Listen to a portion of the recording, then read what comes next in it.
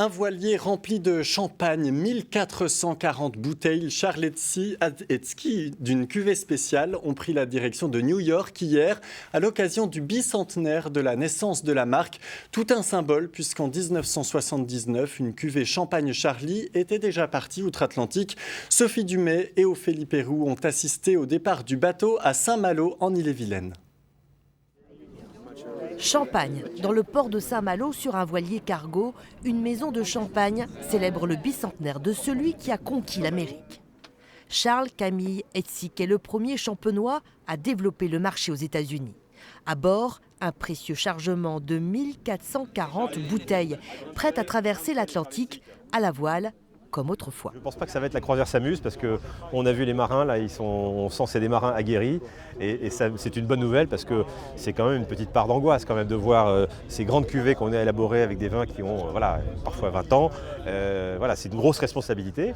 Donc le vin va traverser au rythme du vent et le bateau et la cargaison arrivera quand elle arrivera. Objectif New York, sur grain de sel. Un voilier de 24 mètres de long. Né il y a 2 ans, il se prépare à effectuer sa 4e boucle transatlantique avec sa spécificité. On va mettre 3 semaines et demie à peu près à transporter ce champagne et d'autres vins également qui sont dans la cale. Et on arrivera à New York après cette traversée. Donc de façon écologique évidemment, on tue quasiment 97% des émissions de CO2. Pour la maison de champagne installée à Reims, c'est également un renouveau. En 6 ans, elle vient de multiplier par 4 ses ventes, avec plus d'1 million de bouteilles.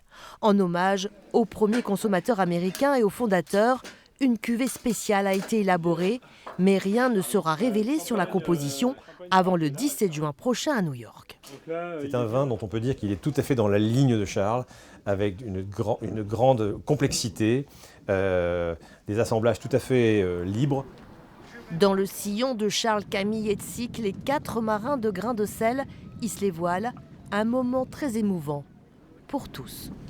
J'essaie de rester calme, mais en fait c'est un peu la tempête intérieure. C'est beaucoup d'émotions, de plaisir et de satisfaction. C'est un bateau qui fait un travail en fait finalement, donc c'est pas une balade habituelle en voilier, il y a une utilité forte. Les bouteilles de champagne seront vendues 550 € pièce aux États-Unis. Un transport à la voile 10 fois plus élevé que par container.